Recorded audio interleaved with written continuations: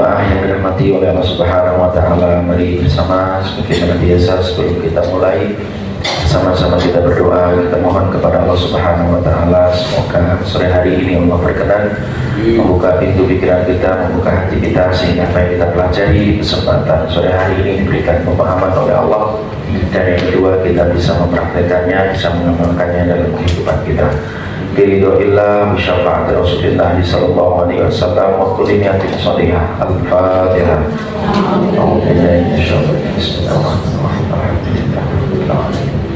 Ar-Rahmanir-Rahim. Maliki yaumiddin. Iyyaka na'budu wa iyyaka nasta'in. Ihdinas siratal mustaqim. Siratal ladzina an'amta 'alaihim ghairil maghdubi 'alaihim waladdallin. Alhamdulillah, mari bersama-sama kita panjatkan rasa syukur kita kepada Allah dengan ucapan alhamdulillah bareng-bareng. Alhamdulillahirabbil alamin. Salawat kepada Rasulullah dengan ucapan Allahumma shalli ala sayyidina Muhammad wa ala ali sayyidina Muhammad. Baik Bapak Ibu jamaah yang dirahmati oleh Allah Subhanahu wa taala, alhamdulillah Allah pertemukan kita kembali. Setiap pekan kita ketemu tanpa kajian dengan saya yang alhamdulillah tidak terasa, sudah baru tahu ternyata perjalanan kita baru 8 tahun. Namanya kalau baru itu berarti masih muda, tapi kalau sudah 8 tahun kita itu kenapa saya sebut namanya baru 8 tahun? Karena di majelis pusat sana sudah 35 tahun ya, jadi kita belum apa-apa ya. Sebagai wujud syukur kita kepada Allah ya, Allah berikan panjang umur kepada kita, berikan kesehatan kepada kita, berikan istiqomah kepada kita semuanya, amin. Tema hari ini karena ini masih momentum kemerdekaan, maka saya mengangkat satu tema tentang bagaimana kita memerdekakan jiwa kita.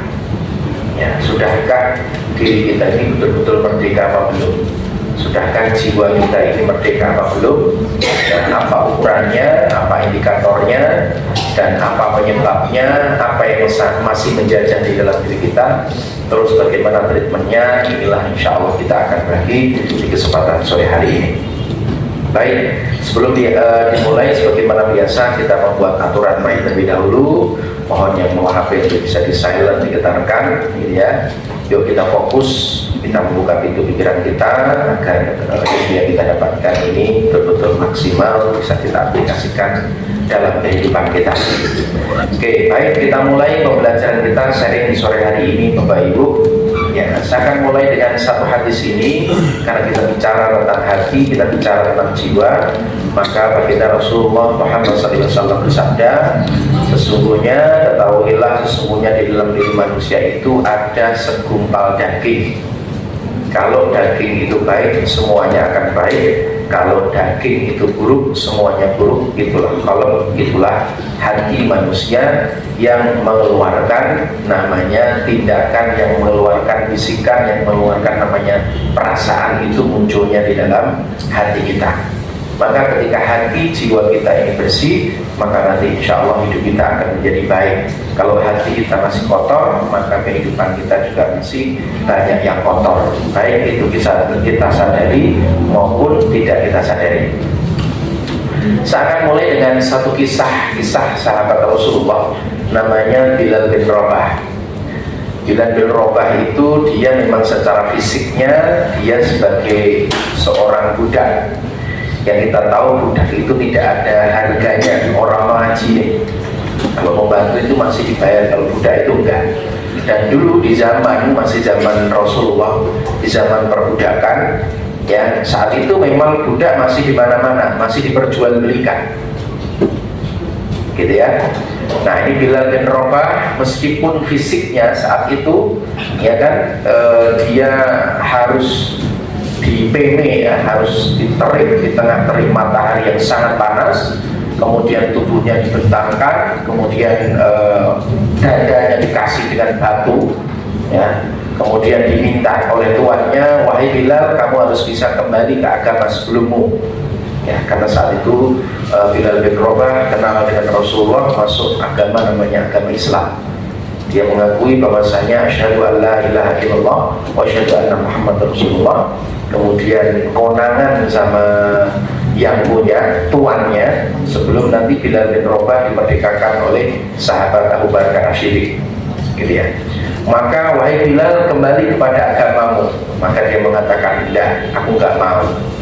Maka dia tetap mengatakan ahad, ahad, ahad, gitu ya.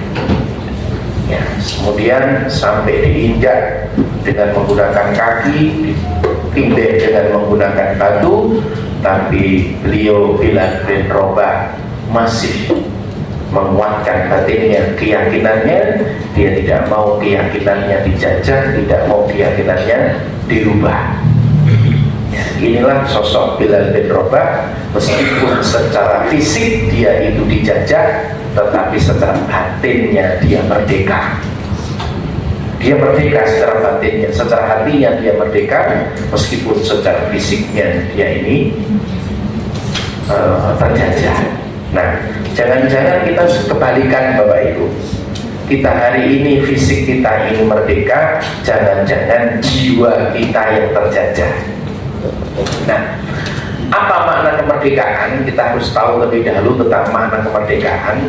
Jadi merdeka dalam bahasa Jawa itu artinya merdeko. Merdeko itu sebuah desa, ya, di sebuah desa di zaman Majapahit yang tidak mengambil upah lagi kepada warganya, ya, karena buah dari masyarakat yang mensupport kerajaan dengan baik. Maka pemerintah saat itu, kerajaan saat itu membebaskan, tidak ada tarikan pajak.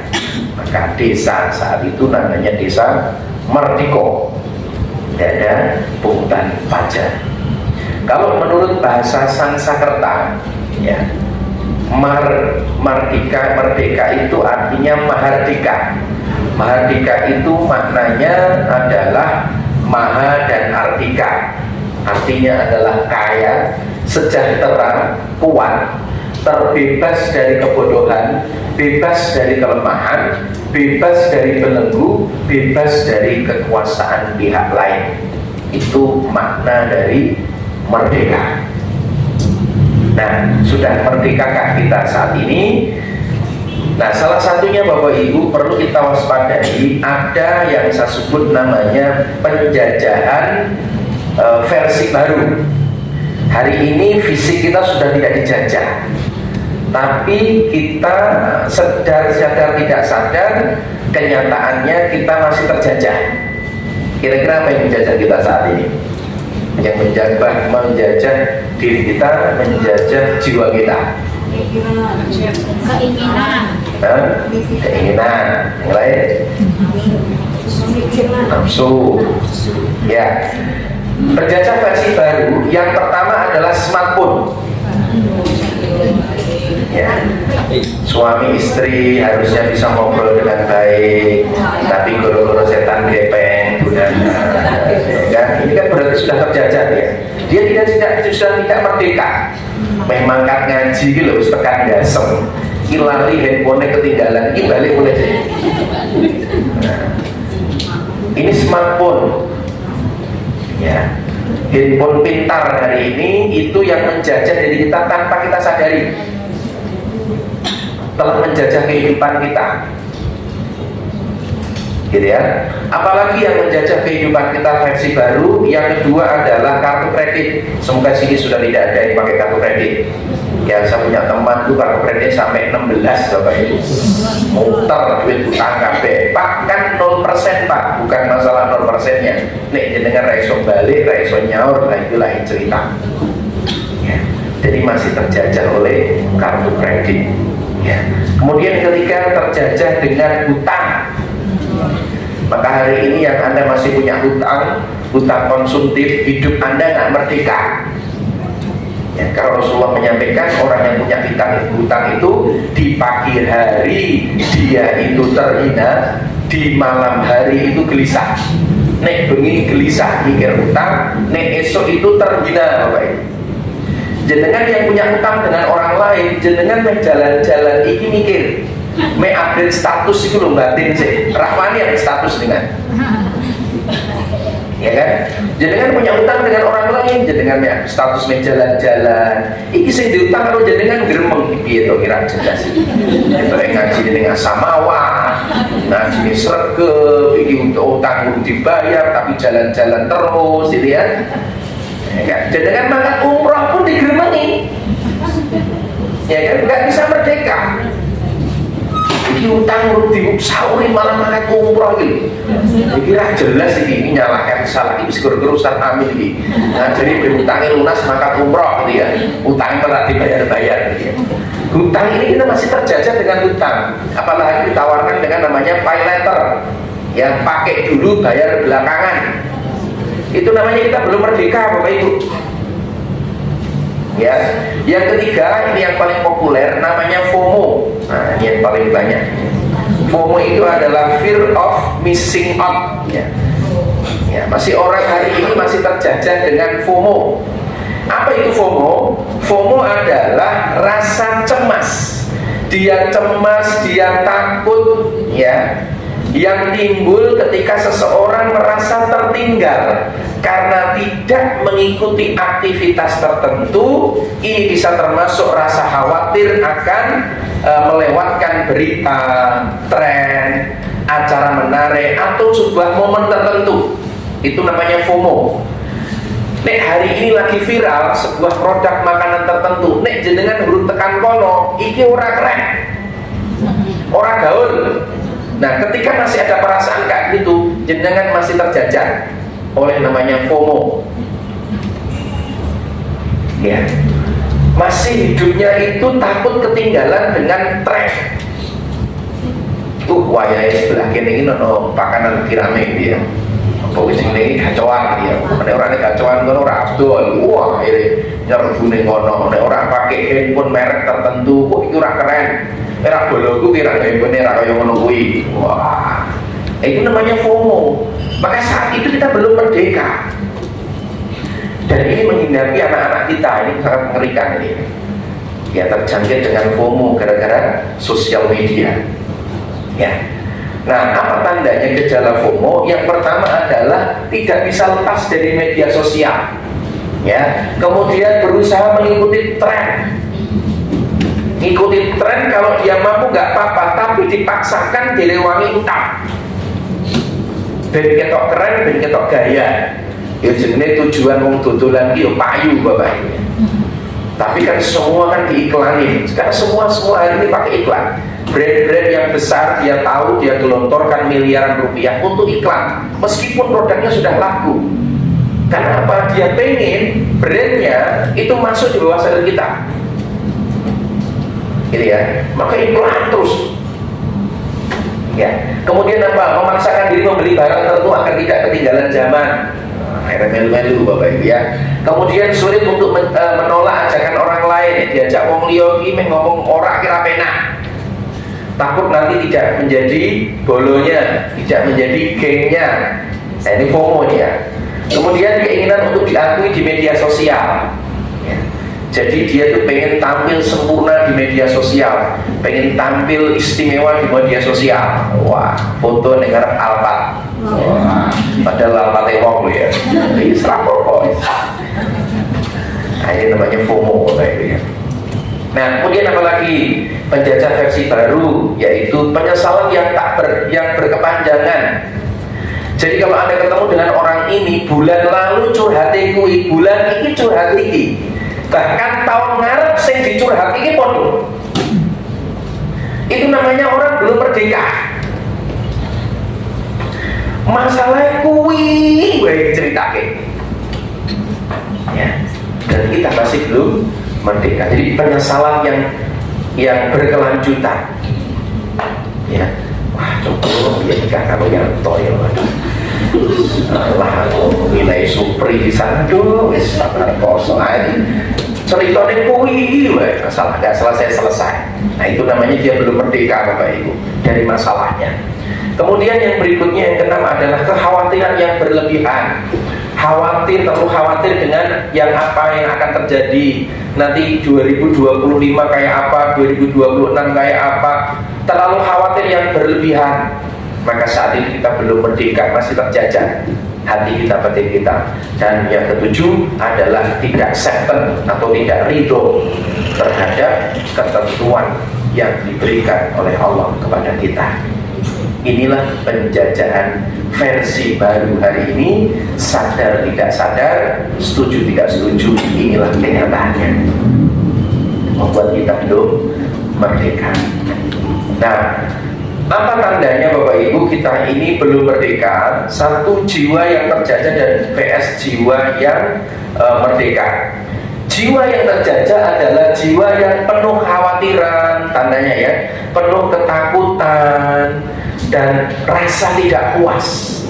Sedangkan jiwa yang merdeka adalah penuh kedamaian, penuh rasa syukur, bebas menentukan pilihan mau kemana, monggo, gitu ya.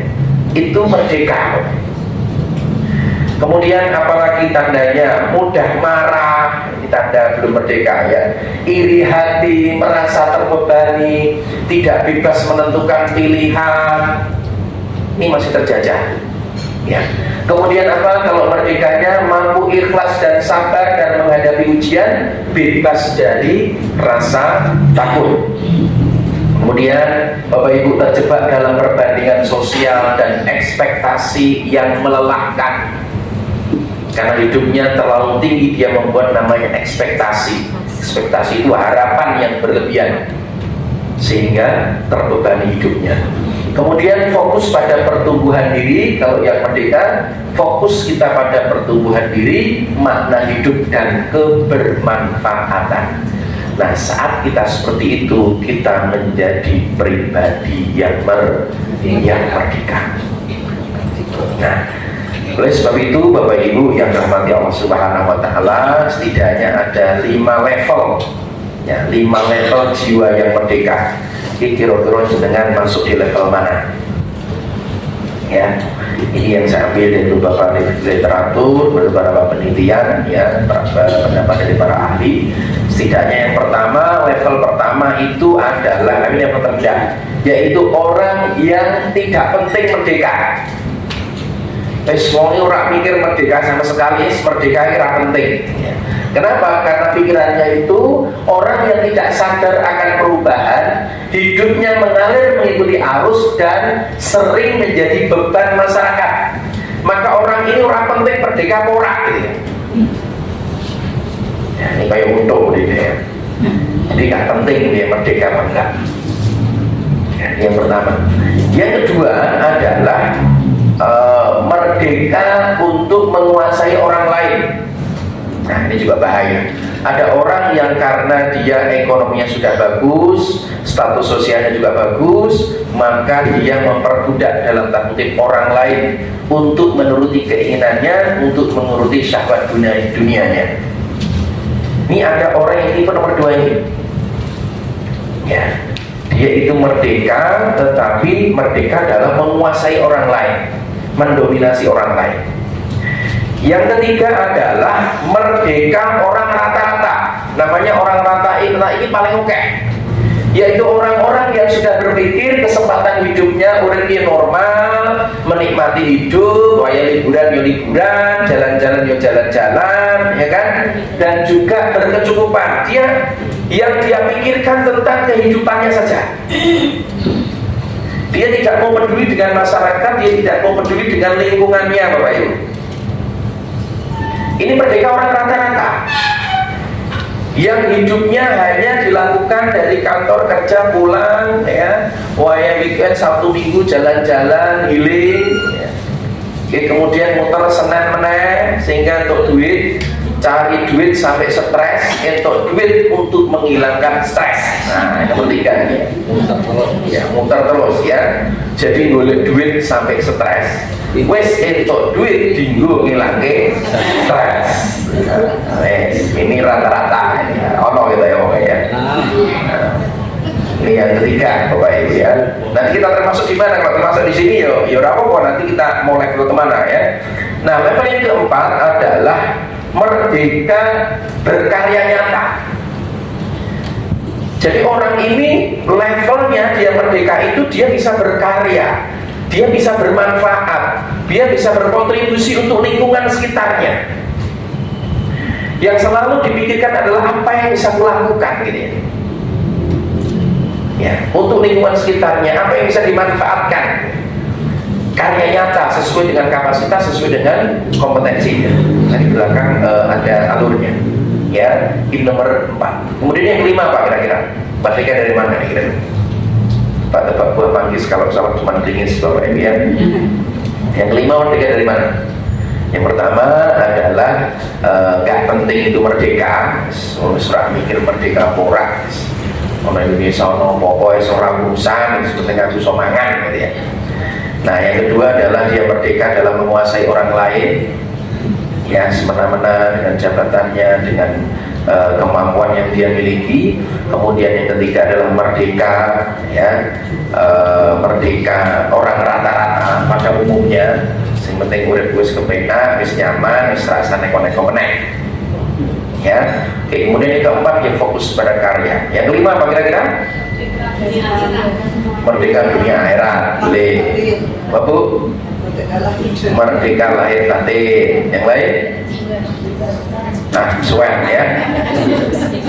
Ya, merdeka dalam penghambaan. Ya. Orang ini merdeka dalam penghambaan. Maksudnya apa? Penghambaan sepenuhnya itu kepada Allah. Hanya Allah yang dituju, hanya berharap pujiannya, dan dia mau mengenalkan diri. Mengenalkan diri aku kira rapatnya penting. Yang penting ini Gusti Allah gitu. Itu mengenalkan dirinya. Ya. Jadi orang ini hidupnya sangat damai. Kalau pertemuan yang kemarin, salah satu orang yang menderita adalah orang-orang yang selalu memikirkan pikiran orang lain terhadap apa yang dia lakukan. Nek ngopo-ngopo selalu mikir pikiran yang wong liya, maka orang ini menderita, terjajah hidupnya. Ya, kalau merdeka itu yang dituju itu adalah Allah, ya wes jalan saja. Ya, yang dituju adalah Allah Subhanahu wa taala. Jangan kita berangkat ngaji ya wes lah bismillah karena acara sudah jalan, sudah di tengah ini udah sudah siap, bismillah aku niat datang karena Allah. Wes selesai. Itu ya. Itu proses penghambaan kepada Allah Subhanahu wa taala.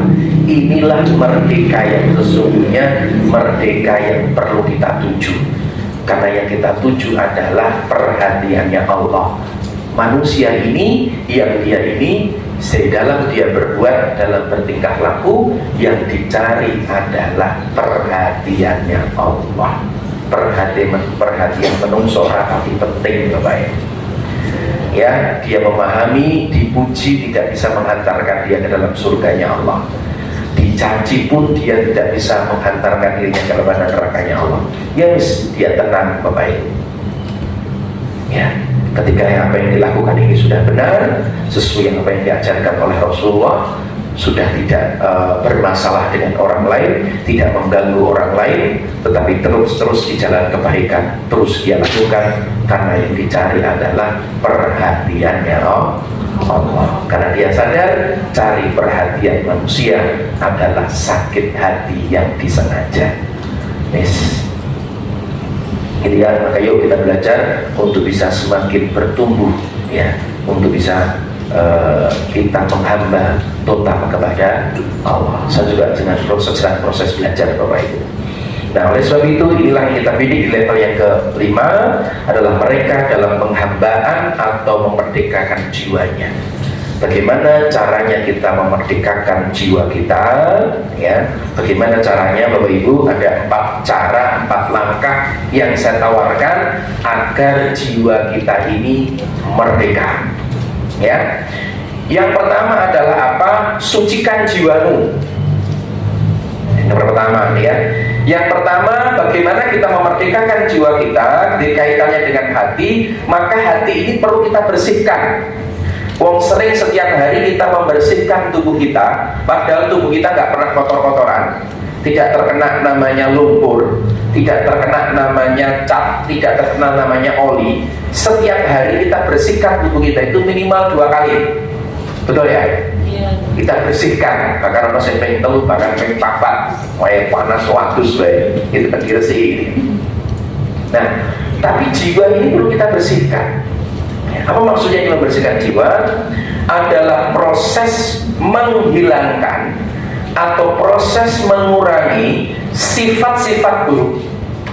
Jadi membersihkan jiwa yang saya maksudkan adalah kita ada sebuah proses untuk menghilangkan atau mengurangi sifat-sifat buruk dan meningkatkan serta mengadakan sifat-sifat terpuji. Dasarnya Allah berfirman yaitu di surat Asy-Syam ayat 9 sampai 10. Qad aflaha man zakkaha wa man khaba man dassaha. Sungguh beruntung orang-orang yang menyucikan jiwanya, dan sungguh merugi orang-orang yang mengotori jiwanya.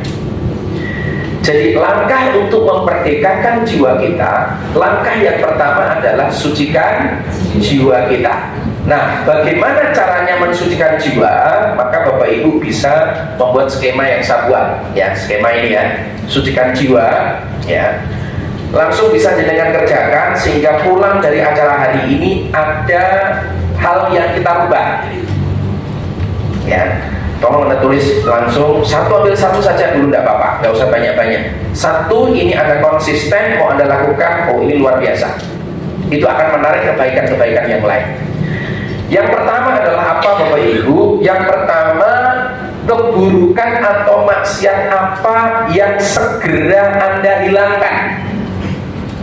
Yuk kita scan diri kita muhasabah. Anda itu punya maksiat apa yang Anda lakukan, baik maksiatnya kepada Allah maupun maksiat kepada sesama manusia. Itu yang Anda hilangkan. Punya nggak hari ini punya kebiasaan bermaksiat kepada Allah maupun bermaksiat berarti mendolimi orang lain yang Anda lakukan hari ini? Kalau ada, Anda tulis, ini yang akan mau Anda hilangkan. Karena selama ini masih ada, Anda belum merdeka. Gitu ya. Cari apa sih kira-kira satu kegiatan, satu aktivitas yang Anda lakukan ini betul-betul kedoliman, betul-betul kemaksiatan, dan Anda siap untuk menghilangkannya. Ya, misal Anda punya kebiasaan utang tapi tidak dibayar, ya, itu dihilangkan. Atau utang tapi nyamure molor, apalagi gali lubang tutup lubang, muter terus Bapak Ibu.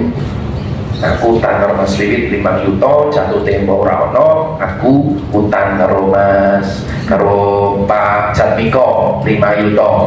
Merayu-rayu Pak, tolong rek jenengan bantu, terus aku bantu sopo? Dia jawab, kok iso Mas Ami no masalahmu kok iso nanggung-nanggung piye maksudnya ini. Kata mau utangi urip Bapak Ibu. Aku nih rano bantu gitu, terus aku kayak opo, aku jadi kayak sopo dia, aku harus kemana nih orang terbantu gitu ya. Padahal awalnya diri itu dosa apa karo diri gitu. Kok iso nanggung masalahnya diri itu ketemu pirang perkara ya. Wong diri sing utang menikmati utang, lah kok cawe-cawe lihat, ya kan, akhirnya gali lubang juga. Nah itu kan nggak baik, bahkan buruk Bapak Ibu ya. Maka hilangkan, stop. Atau Pak, aku ki kebiasaan elek wis bertahun-tahun Pak, kowe cilek Pak, ngelotok kan ini. Ya, aku tuh biasa ngece karo bojoku ki wis ben sejak nikah lho. Aku ra iso, aku nek ora nyindir bojoku ki ra iso. Nek ora ngremengi bojoku ki ra iso. Nek aku ora marah-marah dengan suami, iki ora afdol Pak. Ora iso tak ilangi Pak. Ya kan? Bahkan selingnya ini bukan cowok lu, itu kan yang dulu kok ujung ini kan, ya kan? Ini kerja bolak-balik gajian muda-muda, kerja kok dikerjain itu apa? Itu doliman Bapak Ibu. Makanya yang iso ilangi, yang kedua adalah apa? Dikurangi. Ada nggak Anda punya kebiasaan-kebiasaan yang kurang produktif, yang itu perlu diulangi? Misalnya nonton drama Korea misalnya, ya, apalagi kebiasaan berlama-lama dengan gadget, dengan HP, ya, ikan raiso lepas toh, dikurangi, yang sia-sia ini dikurangi Bapak Ibu. Nah ini, kenapa ini penting? Kayak misalkan Bapak Ibu mau cuci piring, sebelum piring itu dicuci, itu kan di situ ada sisa-sisa makanan ya. ada mungkin ada kepala ikan, ada tulangnya, ya ada durinya, kan nggak mungkin langsung kita cuci, maka kotoran itu perlu dibuang terlebih dahulu. Ya, poin yang sebelah kiri ini, 1 dan 2 ini adalah proses untuk memerdekakan diri kita, memerdekakan jiwa kita, adalah dengan sucikan jiwa kita, sing elek-elek ini dikurangi sih. Boleh kita fokus di sini. Ya. Kemudian yang ketiga yang bisa kita lakukan adalah apa? Kebaikan atau amal soleh apa yang perlu ditingkatkan. Jadi untuk menutup yang sebelah kiri, untuk menutup perbuatan dosa-dosa kita, maka perlu kita tambahi, perlu kita tingkatkan amal soleh. Jadi kebaikan apa yang Anda mau tingkatkan Bapak Ibu? Tolong tulis di jiwa. Setelah acara ini apa yang Anda mau tingkatkan? Apa yang Anda mau lakukan? Yang sudah ada itu mau Anda tambahi. Misalkan mungkin sedekah paginya, mungkin sholat tahajudnya, mungkin sholat duhanya, mungkin bacaan Qur'annya. Yang perlu ditambahi itu apa? Ya, agar jiwa kita ini makin suci Bapak Ibu. Tulis apa itu? Saya misalkan satu hari itu saya komitmen, nanti saya akan singgung ya.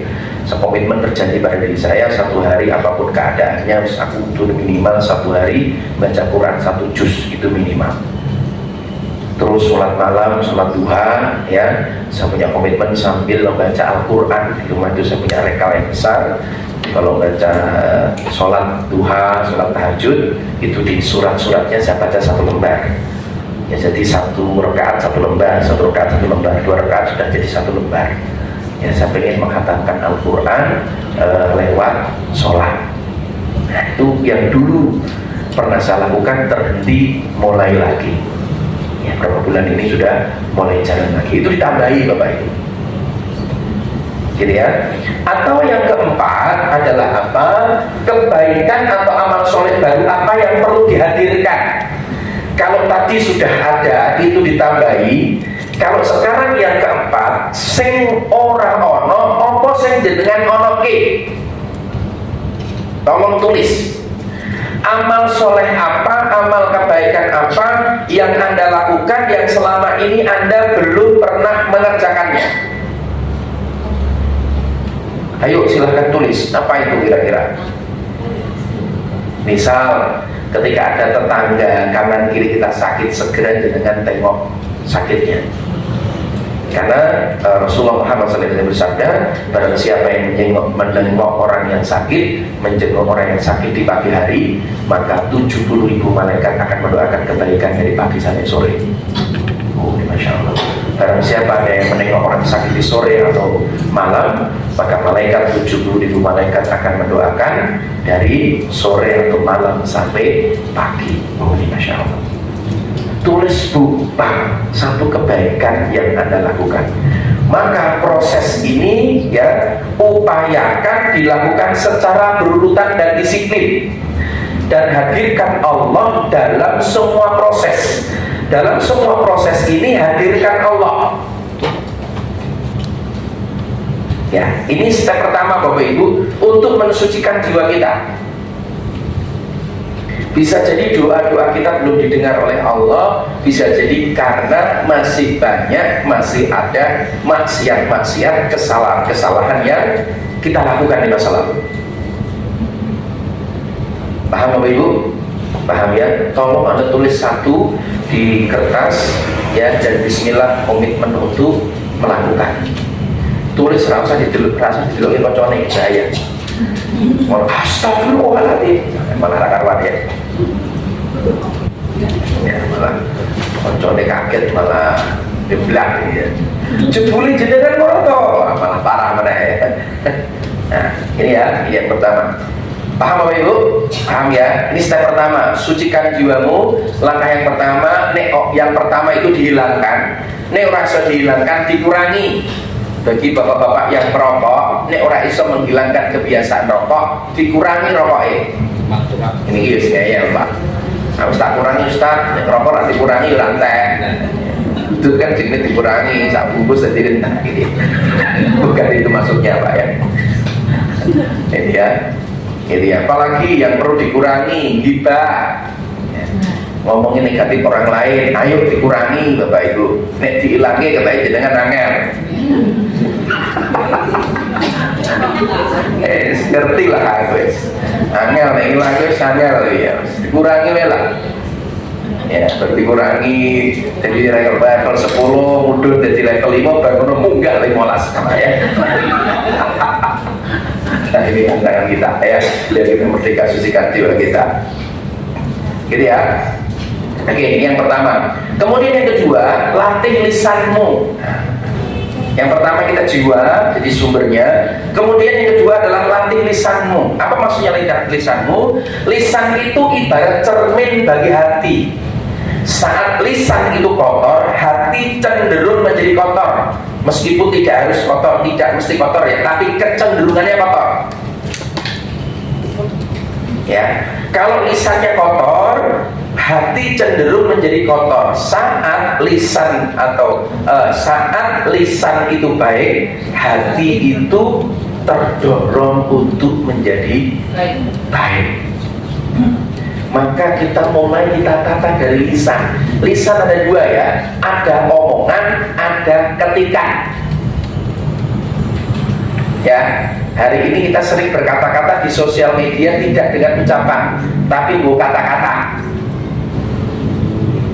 Misalnya neng grup jangan jelas panitia ini kan orang laki-laki itu diwangi lembut, masak tenanan, diambil luar biasa, orang mikir, tulis jangan jelas, rak profesional, gas itu kan terus menyakitkan orang lain. Rak profesional ini yang dine gitu ya. Belajar Bapak Ibu untuk jaga lisan kita, jaga tulisan kita. Maka apa langkahnya, apa caranya? Maka sebelum bicara itu adalah think sebelum bicara. Dulu banget pernah saya sampaikan. Think itu singkatan. Think itu singkatannya apa? Think sebelum bicara. Berpikir itu kan nganu artinya, ya kan? Think itu singkatan Bapak Ibu. T-nya ya, T-nya itu adalah true. Sing tak omong iki bener ora? True. Ya, jadi ini jenengan meh ngomong iki tentukan dulu. Iki aku ngomong bener ora? Jangan-jangan masih asumsi, jangan-jangan masih apa? Rasan-rasanku. Ini rasan-rasan ngomong rasan-rasan gue ya. Apakah ini benar, true, helpful? Apakah ini membantu orang lain enggak itu? Ya, ketika inspiring, kira-kira ini memberikan inspirasi enggak? Gitu ya. Aku ngomong ini kira-kira ada inspirasi nih orang ya. Kemudian necessary, apakah ini penting? Kira-kira ngomong ini penting pura ya. Maka itulah di grup kita, di grup Asamawat, di Walter dan yang lainnya juga kita sampaikan untuk tidak gampang copy paste, karena ini alasannya Bapak Ibu. Ya, jangan gampang ono informasi begitu dengan cocok pro jenengan langsung share, pro jenengan share, orang dipikirkan ini apik ora, ini bener ora, ini valid enggak, gitu ya.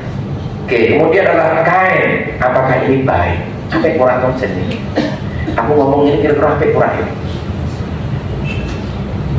Ya, tidak cuma hanya sekedar benar, tapi baik atau tidak. Maka kalau dengan urusan personal, itu baiknya kita ngomong di personal. Gak usah kita ngomong di grup, gak usah sindir-sindiran di grup. Yang personal saja.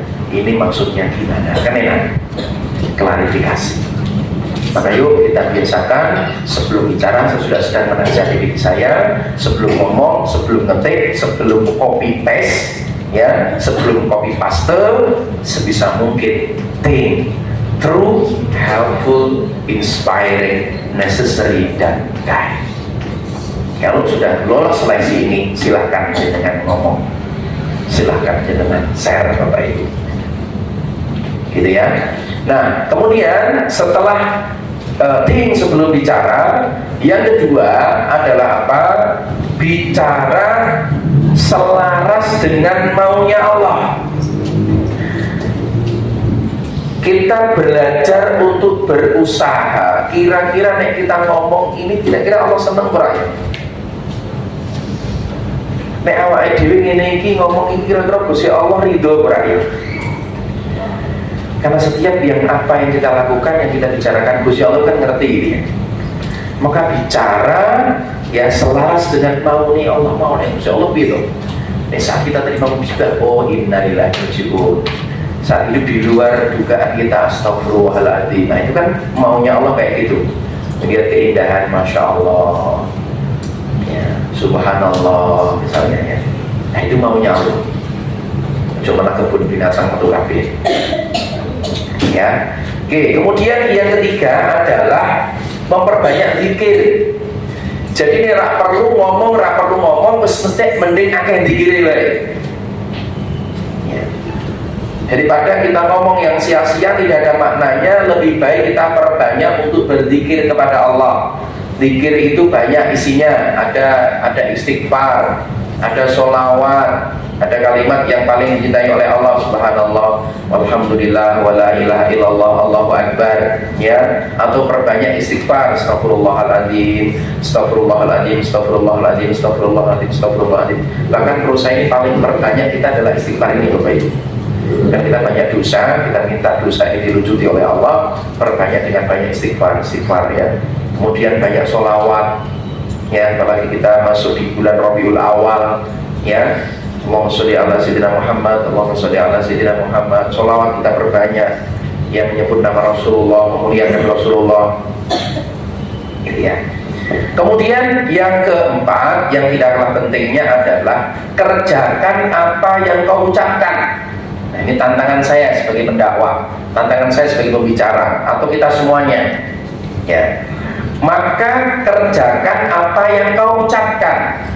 Maka istilah saya, orang-orang yang mengerjakan apa yang diucapkan adalah orang-orang yang termasuk orang-orang yang punya integritas. Maka kita mulai belajar hari ini Bapak Ibu, ayo kita saling mengingatkan, saling menasihati agar kita ini punya namanya integritas. Apa itu integritas? Integritas adalah menyatunya pikiran, perkataan dan perbuatan untuk melahirkan reputasi dan kepercayaan. Itu adalah integritas. Saya ulangi Bapak Ibu, untuk mensucikan, untuk memerdekakan jiwa kita, yang pertama adalah kita bersihkan jiwa kita, di 4 tadi SOP-nya. Kemudian yang kedua adalah kita tata lisan kita, ya, sambil kita juga belajar untuk menjadi orang yang punya integritas, yaitu menyatunya pikiran, perkataan dan perbuatan untuk melahirkan reputasi dan kepercayaan. Dan biasanya orang-orang yang punya integritas, maka dia akan mudah dipercayai oleh Allah dan akan dipercayai oleh orang lain. Oh, ini luar biasa. Nanti kaitannya dengan profesionalitas. Kalau profesionalitas itu kemampuannya tinggi, moralnya bagus, itu namanya moralitas profesional. Ya, tapi yang tidak kalah pentingnya, nomor 1 itu adalah integritas. Dan kata ini yang dilakukan oleh Thomas J. Stanley, dia menulis buku tentang The Millionaire Mind, ya, dia menyatakan ada 30 faktor penentu sukses. Jadi ada, dia riset, dia teliti, orang itu berhasil, orang itu sukses, itu ada 30 faktor. Ternyata faktor yang nomor 30 itu adalah nilai pelajaran itu loh, IPK, nilai rapor, itu penentu kesuksesan nomor 30 Bapak Ibu. Ya. Nomor 1 adalah integritas. Integritas ini uang ini so dicekel omongane loh. Ini ya. Jadi kalau kita ini mau hati-hati, maka tolong saya titip Bapak Ibu, pesan Bapak Ibu yang setiap hari Minggu jenengan jualan, jaga integritas. Ojo sampai jenengan ngapusi, dan selalu disampaikan kalau urusan ngapusi itu tidak ada kaitannya dengan majelis, itu kaitannya secara personal. Gitu ya. Berarti ketika jenengan main-main dengan kepercayaan, selesai hidup jenengan. Orang sudah nggak percaya dengan kita Bapak Ibu. Ya, ini perlu kita jaga. Nah, bagaimana kita punya terapi integritas? Saya sering merasa diri saya, dan saya ingin praktekkan Bapak Ibu yang sudah saya praktekkan. Yang pertama, ciri utama orang yang tidak punya integritas itu apa? Banyak bohong, kakek ngapusi. Nyampe mana Bu? Lagi OTW jam 8 janjian, kok jam 8 jeneng dalan. Maka jenengan integritasnya turun. Gitu ya. Janji misalnya, Bu, aku janji, Pak, aku janji utang karo jenengan 5 juta sak wulan tak bayar. Wis ono sak wulan ora bukane, ora ono WA, ora ono telepon, ning urung iso nyaur ya ora bukan ngomong ono apa alasane, ora ono blas. Meneng dijarke Bapak Ibu. Cacat integritas. Saya dulu punya langganan driver Bapak Ibu. Driver tak percaya luar biasa. Ya, sehingga tidak dia butuh duit, taksi lagi duit. Ya, KP, sampai loyal macam-macam, sudah bawa kemana-mana, sudah oke, duit utang, baru orang bukannya gas, orang tembungannya blas, dia sudah tidak saya pakai. Karena apa? Integritas saya sudah masalah. Orang-orang bukit, orang-orang omongannya. Sebenarnya kalau orang omongannya kan kebenar. Ustaz, mohon maaf ya urung iso nyaur, kan enak. Orang-orang sama sekali nang-nangan blas. Itu orang percaya dengan kita sulit Bapak Ibu. Terus bagaimana caranya Ustaz untuk belajar kita punya integritas, untuk melatih lisan kita, membersihkan hati kita? Maka caranya adalah dua. Yang pertama, menurut saya pertama dulu Bapak Ibu. Yang pertama adalah berjanjilah pada diri sendiri, lalu tepati janji itu. Nih Pak, nih jenengan janji ke awake dhewe, ya Allah mengko bengi aku mau tangi jam 3. Ya wis tangi jam 3, jenengan tangi, yo tangi sholat tahajud. Itu namanya jenengan berjanji dengan diri sendiri, Anda tepati. Ya, besok mau sedekah pagi, yo sedekah pagi Anda lakukan. Besok mau sholat duha 4 rakaat, itu janjimu, yo lakoni gitu loh. Bagaimana mungkin orang itu mau percaya dengan dirimu? Kok dirimu saja tidak percaya karena awak dewe itu? Awak dewe sering diapusi. Orang ini, tahu apa orang? Kalian janji kalau nggak pernah ditepati Bapak Ibu. Ayo mulailah berjanji kalau kita punya integritas ya. Itulah saya meyakini. Kalau kita berjanji dengan diri kita, itu kita tepati, kita lakukan. Aku kok yakin Allah itu akan berikan kepercayaan banyak kepada kita. Wes itu Pak, Bu. Jadi ketika kita nggak bisa menepati janji dirimu, kita kan ingin membohongi diri kita sendiri loh Bapak. Ya kan? Bahkan orang ini ingin menipu orang lain. Kan orang itu handphonenya siomay tapi dibentuk jadi koyok iPhone Bapak Ibu. Wah, kayak kamera 3 boba ya. Itu sesungguhnya dia itu membohongi diri sendiri Bapak Ibu. Jadi iso ngapusi wong liya, tapi ra iso ngapusi awake dhewe. Itu nggak punya integritas. Oh no, iya. Ayo Bapak Ibu ya. Ini ya. Yang kedua, berjanjilah pada orang lain lalu tepati janji itu. Ini belajar integritas. Ayo kita saling mengingatkan Bapak Ibu, saling menasehati. Kan ini kuncinya Bapak Ibu. Setuju? Sepakat? Nah, ini ya, integritas ini penting Bapak Ibu. Ya, tangan kanan itu diangkat, taruh di pundak teman sebelah kanannya, ditepuk pelan-pelan, ketika kata saya, saudaraku, sahabatku, hidupmu dalam hidup ini kita akan mulia kita akan dipercayai banyak orang. Kalau kita punya integritas, menyatunya pikiran, perkataan, dan perbuatan. Mulailah belajar membangun integritas. Caranya, janjimu, rencanamu pada dirimu sendiri, ayo ditepati. Ojo kakean ngapusi karo awake dhewe. Jarine Senin Kemis, tapi kakean alasan. Hatimu terluka, dirimu ora percaya karo awake dhewe. Apa meneh Gusti Allah. Yang kedua, belajar janji karo wong ditepati. Janji nyaur utang saulan, yo saulan dibayar. Ora iso ono bukane. Gantian tangan kiri saatnya membalaskan. Kalau sebelah kirinya pijit pelan-pelan, ikuti kata-kata saya. Alhamdulillah, terima kasih, aku sudah diingatkan. Hari ini saya jadi paham kenapa dodolan rak laku-laku. Bahkan wong tuku karo aku pisan tok harui rak tau pesen meneh. Ojo salahke prodake wis apik, jenengan sing ra beres. Karena janjine manis, gambare apik, asline ra karo-karuan.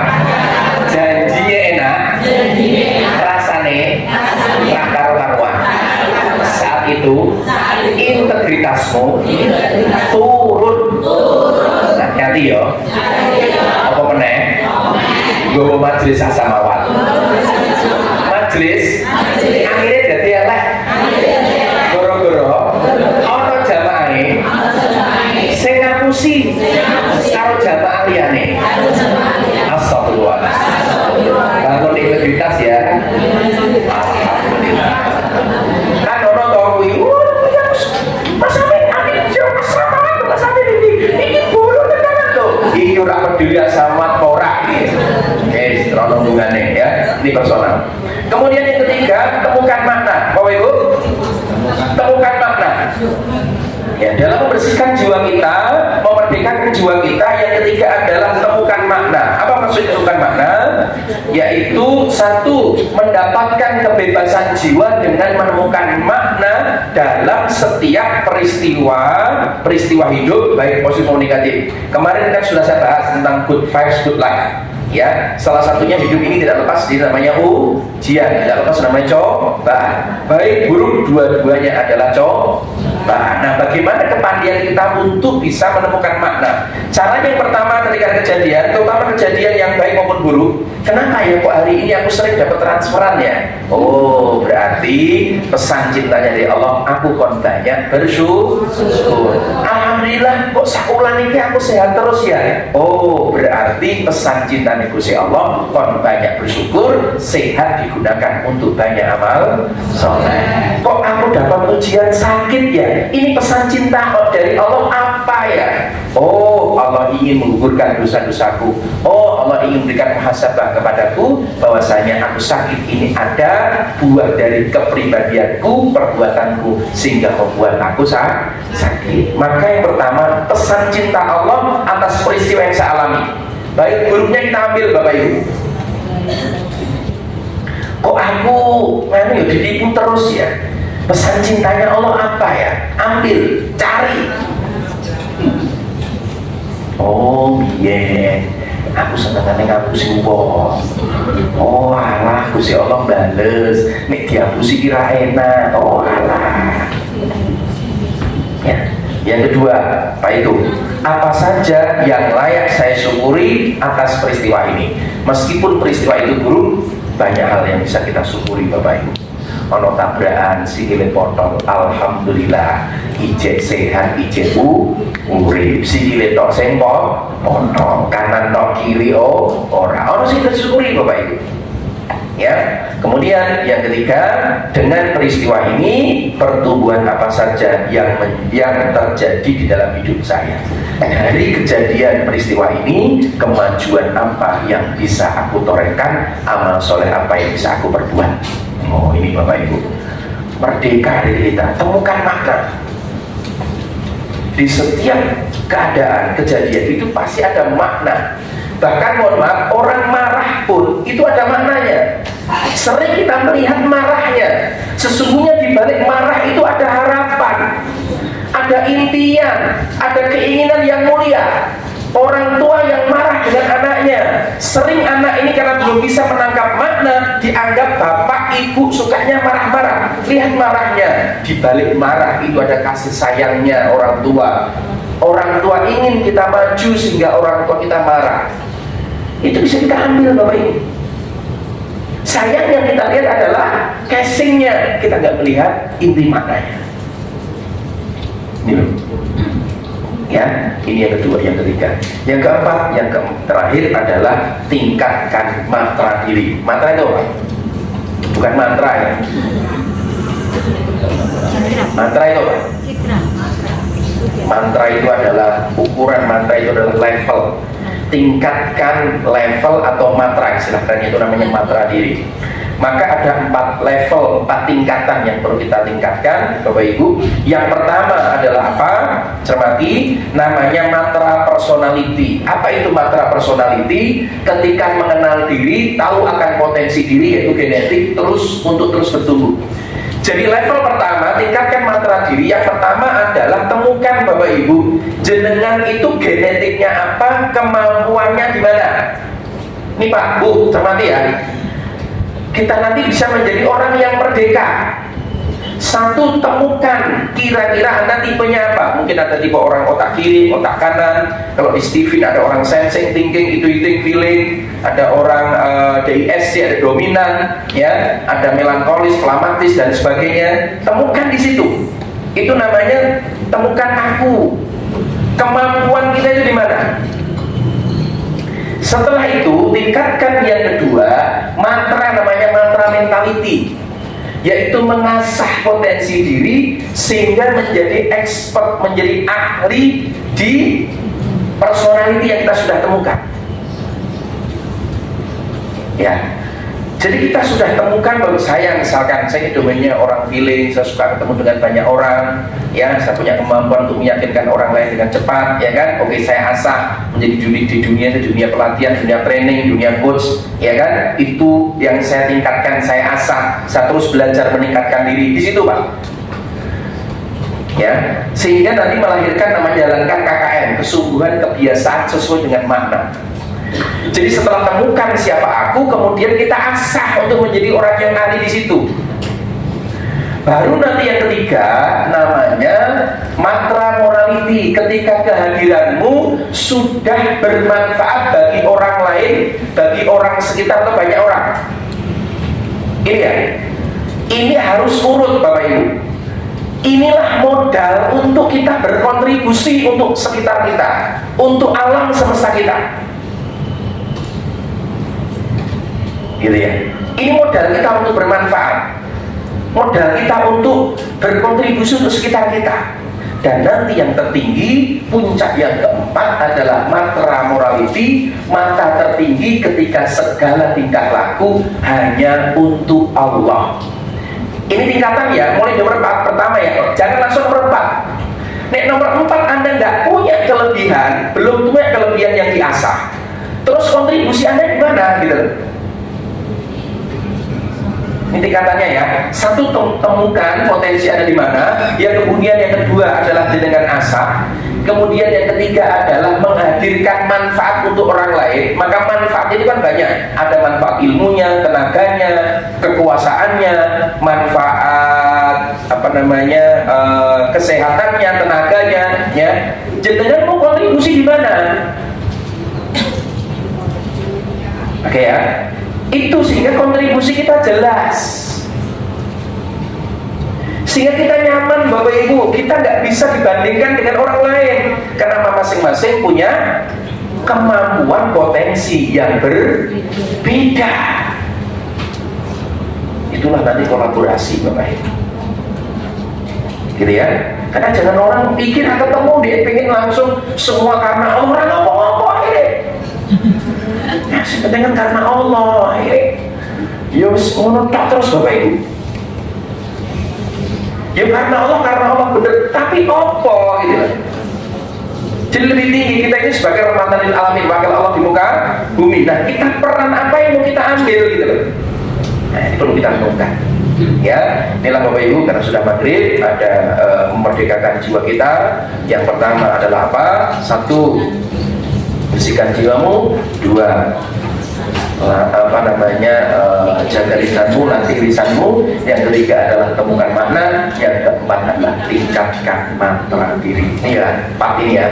Itulah kenapa di dalam organisasi perlu nanti dibentuk sesuai dengan kemampuan, sesuai dengan kapasitas. Karena ini Bapak Ibu.